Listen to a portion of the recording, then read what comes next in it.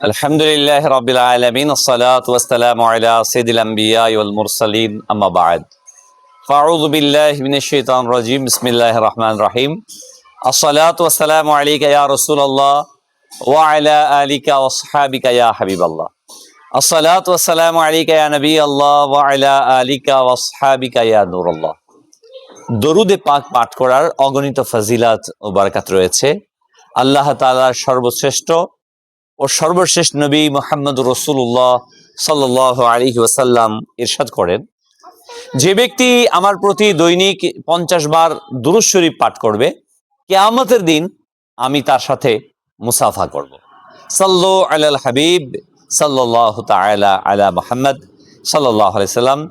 News 71 এর পক্ষ থেকে আন্তরিক মুবারকবাদ।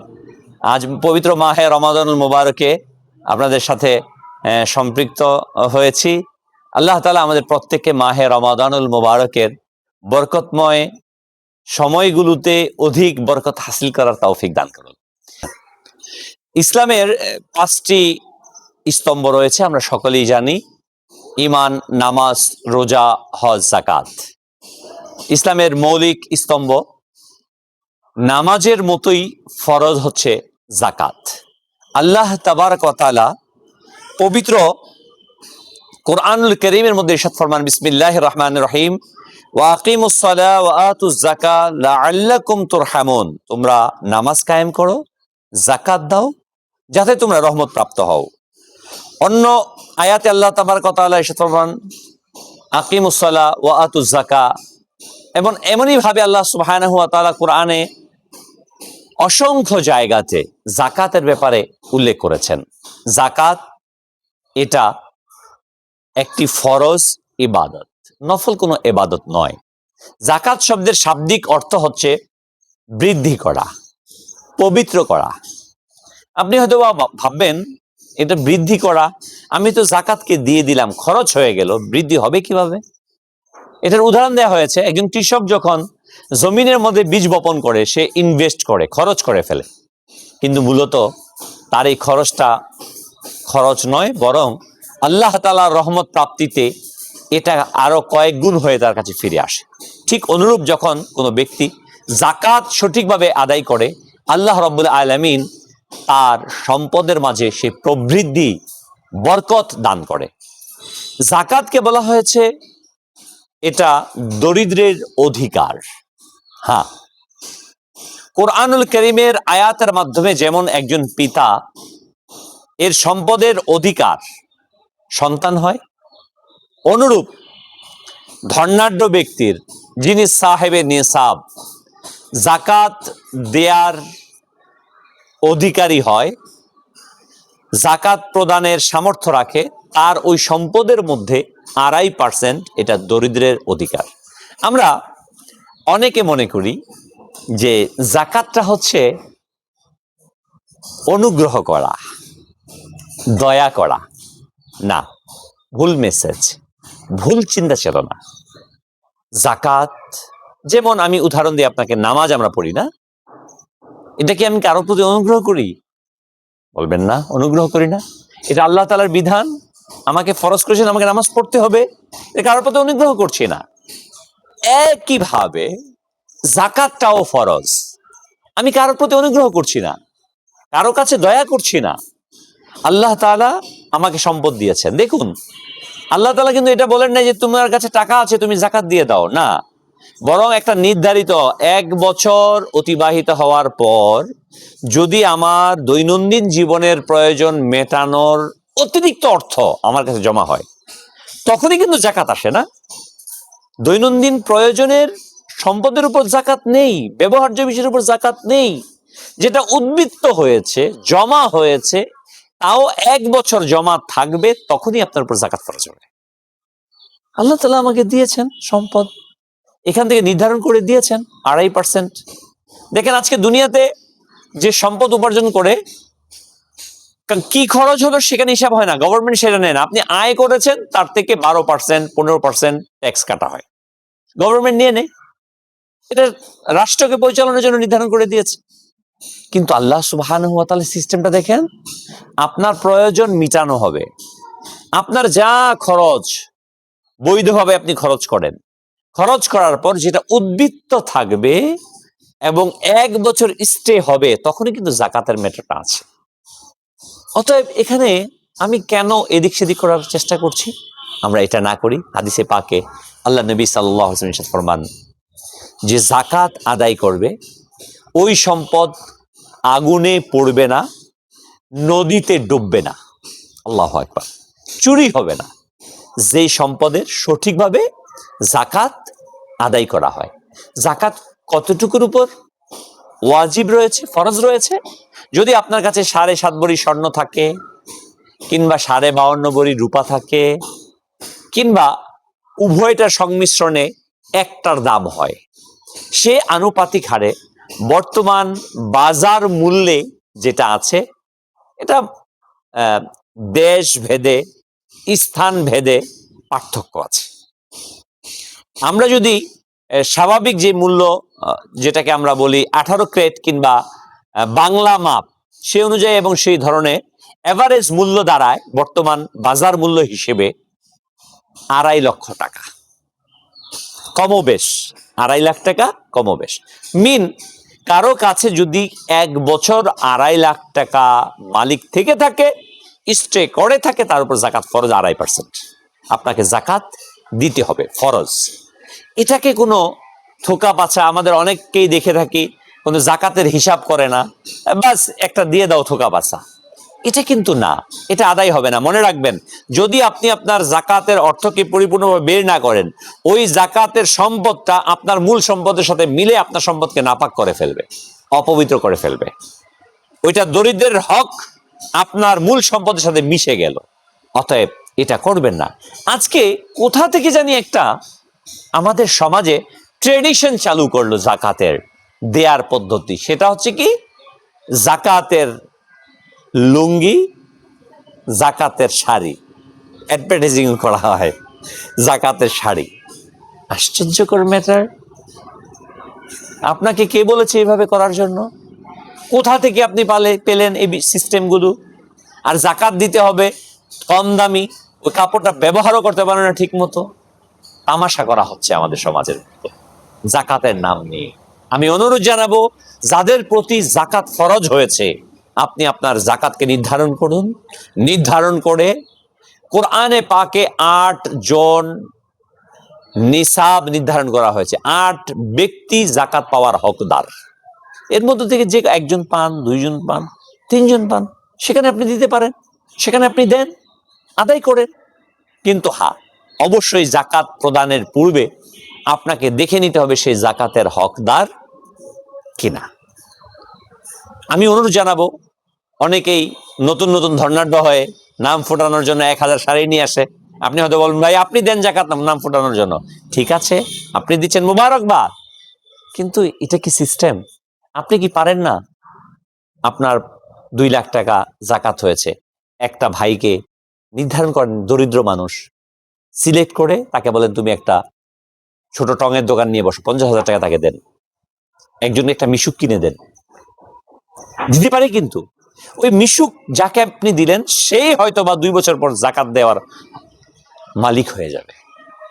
আমাদের উচিত এভাবে ডিস্ট্রিবিউট করা। উলামায়ে কেরাম বলেছেন, আমরা জাকাতটাকে সুন্দরভাবে মেনটেন করি। এক, আমার নিকট আত্মীয়কে দেই, রক্তের সম্পর্কের আত্মীয়, প্রতিবেশী, দ্বীনি প্রতিষ্ঠান। যেমন কোরবানি দিয়ে আমরা, কোরবানির গোশত নিজে খাওয়া বৈধ আছে, কিন্তু সেটা আমরা 3টা ভাগ করি।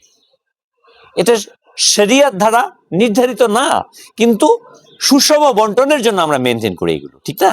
ঠিক অনুরূপ ভাবে জাকাতের জন্য, যে আমাদের দেখা যায় প্রতিবেশী দরিদ্র থাকে, আত্মীয় দরিদ্র থাকে, এবং দ্বীনি প্রতিষ্ঠানও রয়েছে, আমরা তাদের কাছে সেই বিষয়টাকে পৌঁছে দেই। জাকাতের যে 8টি খাত আল্লাহ সুবহানাহু ওয়া তাআলা পবিত্র কোরআনুল কারীমের মধ্যে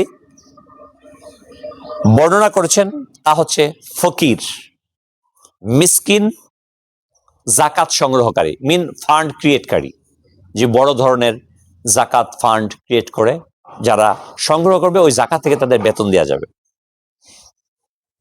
ইসলামের দিকে আকৃষ্ট করার জন্য অমুসলিমদেরকে জাকাতের অংশ দেয়া, এই অমুসলিম কিন্তু তাদেরকে আকৃষ্ট করার জন্য এই জাকাত ফান্ড ব্যবহার করা। কোনো দাস গোলাম মুক্তির জন্য, ঋণগ্রস্ত ব্যক্তিকে, আল্লাহর পথে যারা রয়েছেন তাদের, এবং যারা মুসাফির, এই 8 ব্যক্তিকে জাকাত দেয়া যাবে।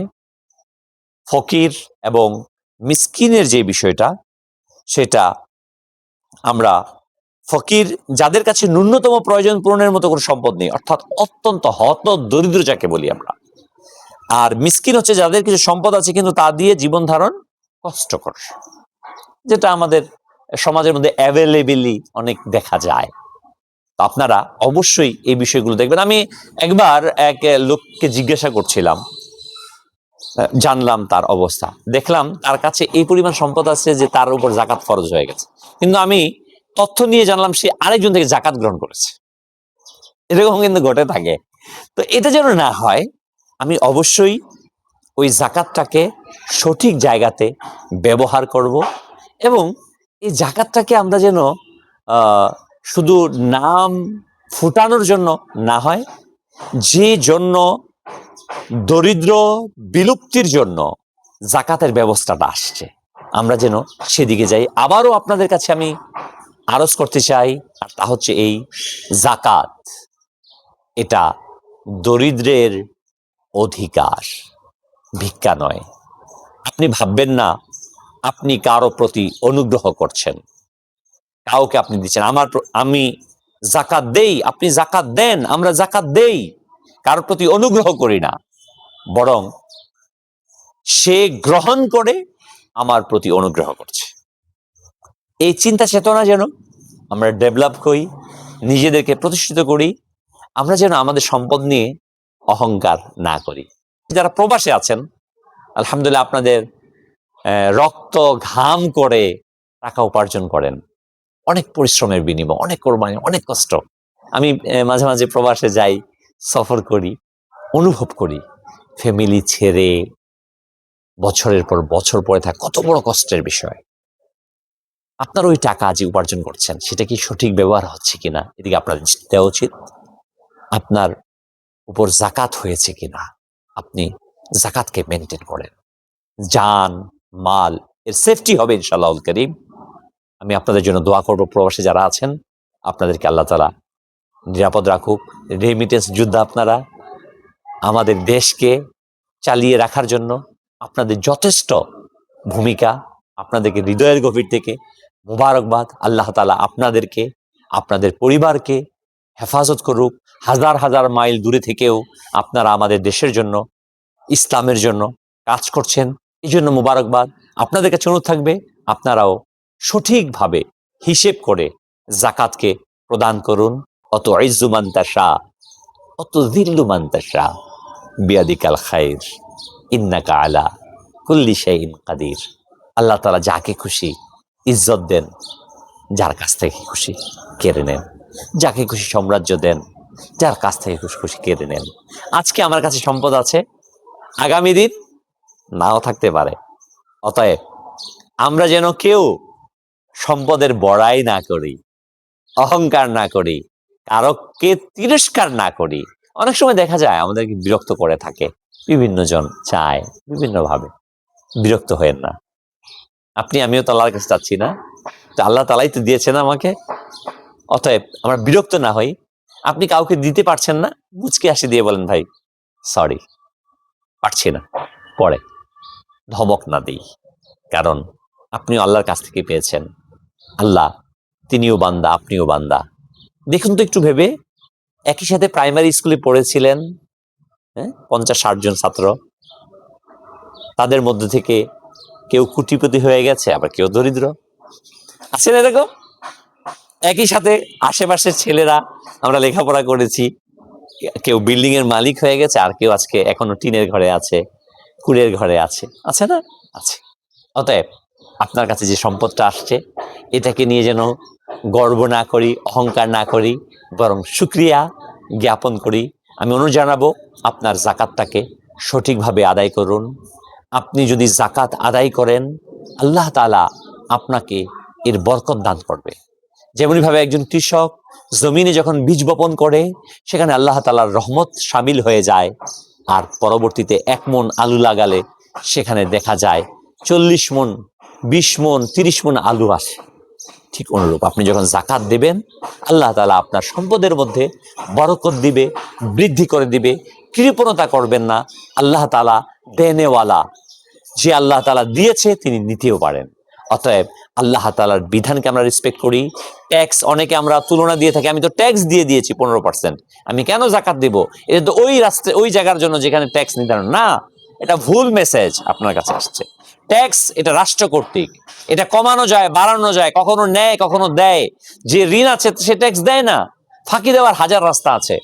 এটা বান্দা কর্তৃক নির্ধারিত, রাষ্ট্র কর্তৃক নির্ধারিত। এটার সাথে জাকাতের কোনো সম্পর্ক নাই। জাকাত এটা 2.5%। কারো কাছে 1 লাখ টাকার মালিক 2,500 টাকা জাকাত দিত, মাত্র 2,500 টাকা। তারপরেও কেন আমরা কৃপণতা করি? তো আমি আপনাদেরকে বলবো আলহামদুলিল্লাহ, আমাদের মাদ্রাসাতুল মদিনা, জামিয়াতুল মদিনাও রয়েছে আমাদের মুন্সিগঞ্জে, এবং সারা বাংলাদেশে আমাদের প্রায় 159টি ইনস্টিটিউট, সারা ওয়ার্ল্ডে 19,800 মাদ্রাসাতুল মদিনা, জামিয়াতুল মদিনা রয়েছে আলহামদুলিল্লাহ, যেখানে কোটি কোটি টাকা খরচ হচ্ছে, যেখানে ফকির মিসকিন বিভিন্ন আলহামদুলিল্লাহ দরিদ্র ফান্ড রয়েছে। আমি বলবো আপনাদের যদি সম্ভব হয় আপনাদের কিছু অংশ আপনারা দাওয়াত ইসলামীর এই ফান্ডের মধ্যে মাদ্রাসাতুল মদিনা, জামিয়াতুল মদিনাতেও প্রদান করবেন, এবং আপনার আত্মীয়কে ভুলবেন না। সবচেয়ে বড় কথা এটা, আমরা অনেক সময় অন্যকে দিই না, অন্য জায়গায় দান করি, রক্তের সম্পর্ককে ভুলে যাই না। খুব একটি খারাপ বিষয়, মনে রাখবেন। আপনার রক্তের সম্পর্কে যদি কেউ আপনার প্রতিবেশী থাকে, তার 3টা হক দাঁড়ায়। সেটা কি? 1 প্রতিবেশী, 2 মুসলমান, 3 রক্তের সম্পর্ক। অতএব রক্তের সম্পর্কের আত্মীয়কে যেন আমরা কখনো ভুলে না যাই, প্রতিবেশীকে ভুলে না যাই। আল্লাহ তাআলা আমাদের সবাইকে মিলেমিশে জাকাতকে সঠিকভাবে আদায় করার তৌফিক দান করুক। আর হ্যাঁ, মনে রাখবেন 2.5%।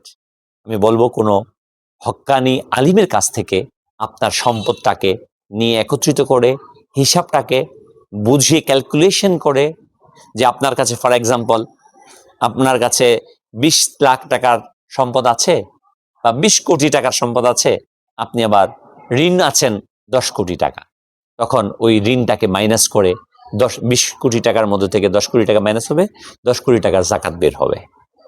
এবং ওই জাকাত বের করার আপনার ফ্যাক্টরি আছে বা দোকান আছে, ব্যবসায়িক প্রতিষ্ঠান আছে, যে আপনি ক্রয় করেছেন এটার উপর জাকাত না, বরং বিক্রিত মূল্য বর্তমান যদি আপনি এখন সেল করে দেন ইনস্ট্যান্ট, কত টাকা সেল করতে পারবেন, ওইটাই কিন্তু জাকাত হবে। এটা কোনো আলিম সাহেবের কাছ থেকে পরামর্শ নিয়ে আপনারা আপনার জাকাতটাকে মেনটেন করবেন। আশা রাখি নামাজ যেমন আমরা সংরক্ষণ করছি, জাকাতটাকে আমরা সংরক্ষণ করব, সঠিকভাবে আদায় করব। আল্লাহ তাআলা আমাদের সবাইকে সে তৌফিক দেয়।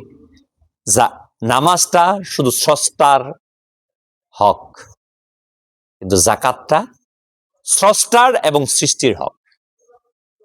অতএব আমরা যেন এই হকটাকে ভুলে না যাই। আল্লাহ তাআলা আমাদের সবাইকে দ্বীনে ইসলামের উপর ইস্তেকামাত থাকার, ঈমানের উপর অবিচল থাকার তৌফিক দান করুক। আমিন বিজাহিন নবিল আমিন সাল্লাল্লাহু আলাইহি ওয়াসাল্লাম।